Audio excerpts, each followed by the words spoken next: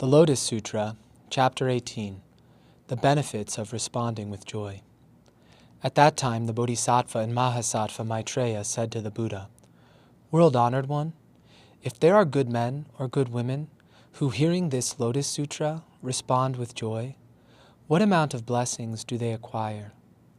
Then he spoke in verse, saying, "After the world-honored one has passed into extinction, if those who hear this sutra are able to respond with joy, what amount of blessings will they acquire?"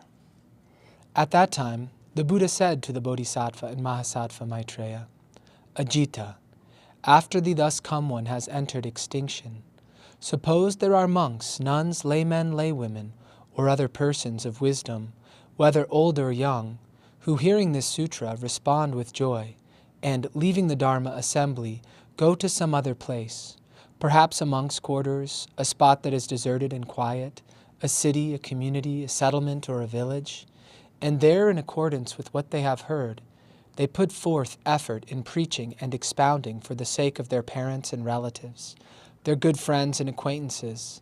These persons, after hearing, respond with joy, and they too set about spreading the teachings. One person, having heard, responds with joy and spreads the teachings, and the teachings in this way continue to be handed along from one to another until they reach a 50th person. Ajita, the benefits received by this 50th good man or good woman who responds with joy, I will now describe to you. You must listen carefully. Imagine all the beings in the 6 paths of existence of 410,000 million asamkhaya worlds. All the 4 kinds of living beings, those born from the egg, those born from the womb, those born from dampness, and those born by transformation. Those with form, those without form, those with thought, those without thought, those who are not with thought, those who are not without thought, those without legs, those with 2 legs, 4 legs, or many legs. And imagine that among all this vast number of living beings, a person should come who is seeking blessings and responding to their various desires, dispenses objects of amusement and playthings to all these living beings. Each one of these living beings is given gold, silver, lapis lazuli, seashell, agate, coral, amber, and other wonderful and precious gems, as well as elephants, horses, carriages, and palaces and towers made of the 7 treasures, enough to fill a whole Jambudvipa. This great dispenser of charity, having handed out gifts in this manner for a full 80 years, then thinks to himself, I have already doled out objects of amusement and playthings to these living beings, responding to their various desires.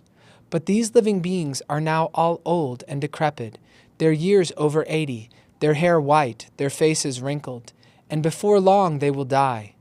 Now I should employ the law of the Buddha to instruct and guide them. Immediately he gathers all the living beings together and propagates the law among them, teaching, benefiting, and delighting them. In one moment all are able to attain the way of the Srotapana, the way of the Sakridagamin, the way of the Anagamin, the way of the Arhat, to exhaust all outflows and enter deeply into meditation. All attain freedom and become endowed with the 8 emancipations. Now what is your opinion? Are the benefits gained by this dispenser of charity many or not? Maitreya said to the Buddha, World-honored one, this man's benefits are very many indeed, immeasurable and boundless. Even if this dispenser of charity had merely given all those playthings to living beings, his benefits would still be immeasurable, and how much more so when he has enabled them to attain the fruits of arhatship. The Buddha said to Maitreya, I will now state the matter clearly for you. This man gave all these objects of amusement to the living beings in the 6 paths of existence, of 410,000 million asamkhaya worlds, and also made it possible for them to attain the fruits of arhatship. But the benefits that he gains do not match the benefits of the 50th person who hears just 1 verse of the Lotus Sutra and responds with joy. They are not equal to 1 part in 100, 1,000, 10,000, a million. Indeed, it is beyond the power of calculation, simile, or parable to express the comparison. Ajita, the benefits gained by even the 50th person who hears the Lotus Sutra, as it is handed along to him, and responds with joy are immeasurable, boundless, asamkhayas in number. How much greater, then, are those of the very first person in the assembly, who on hearing the sutra responds with joy? His blessings are greater by an immeasurable boundless asamkhaya number, and are in fact incomparable. Moreover, Ajita, suppose a person for the sake of this sutra visits a monk's quarters, and sitting or standing even for a moment listens to it and accepts it. As a result of the benefits so obtained, when he is reborn in his next existence, he will enjoy the finest, most superior and wonderful elephants, horses, and carriages, and palanquins decked with rare treasures, and will mount up to the heavenly palaces. Or suppose there is a person who is sitting in the place where the law is expounded, and when another person appears, the first person urges him to sit down and listen, or offers to share his seat, and so persuades him to sit down. The benefits gained by this person will be such that when he is reborn, he will be in a place where the Lord Chakra is seated, where the heavenly King Brahma is seated, or where a wheel-turning sage king is seated. Ajita, suppose there is a person who speaks to another person saying, "There is a sutra called the Lotus. Let us go together and listen to it."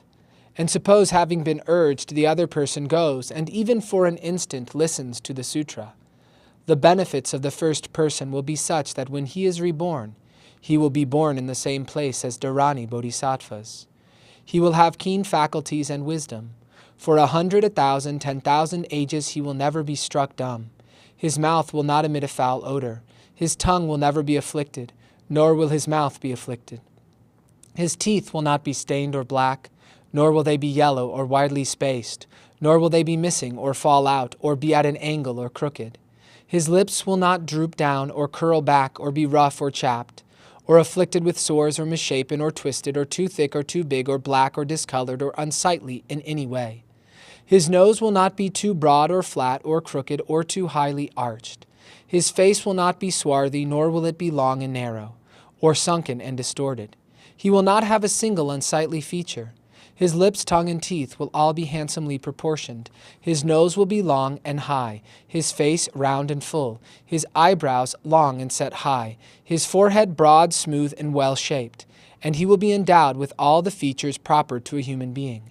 In each existence he is born into, he will see the Buddha, hear his law, and have faith in his teachings. Ajita, just observe, the benefits gained merely by encouraging one person to go and listen to the law are such as this. How much more then if one single-mindedly hears, preaches, reads, and recites the sutra, and before the great assembly makes distinctions for the sake of people, and practices it as the sutra instructs? At that time the world-honored one, wishing to state his meaning once more, spoke in verse form, saying, "If someone in the Dharma assembly is able to hear this sutra, even just one verse, and responding with joy preaches it to others, in this way the teachings are handed along, till they reach the 50th person. The blessings gained by the last person are such as I will now define. Suppose there is a great dispenser of charity, who bestows goods on immeasurable multitudes, doing this for a full 80 years, responding to each person's desires, seeing the signs of decrepitude and old age, the white hair and wrinkled face, the missing teeth, the withered form, he thinks, their death is not far off. I must now teach them so that they can gain the fruits of the way.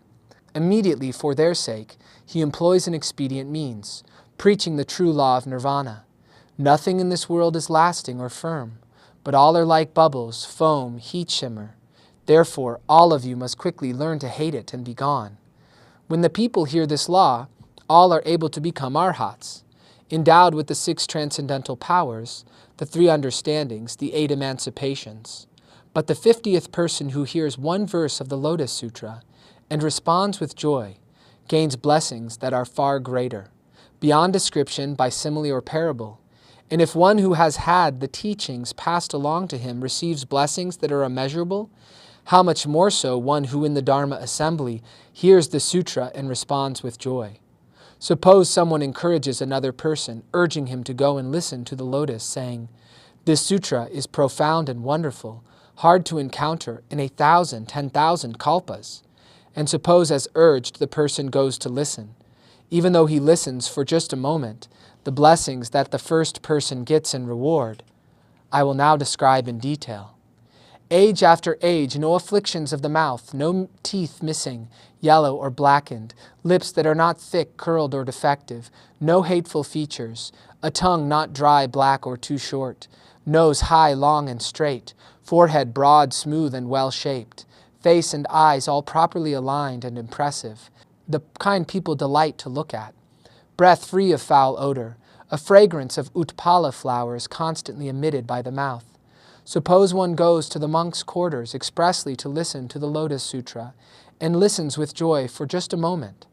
I will now describe his blessings. In existences to come among heavenly and human beings, he will acquire wonderful elephants, horses, carriages, palanquins, adorned with rare jewels, and will mount to the palaces of heaven. If in the place where the law is expounded, one encourages someone to sit and hear the sutra, the blessings he acquires will enable him to gain the seat of Chakra, Brahma, and the wheel turner. How much more so if one listens single-mindedly, explains and expounds the meaning, and practices the sutra as the sutra instructs. That person's blessings know no bounds.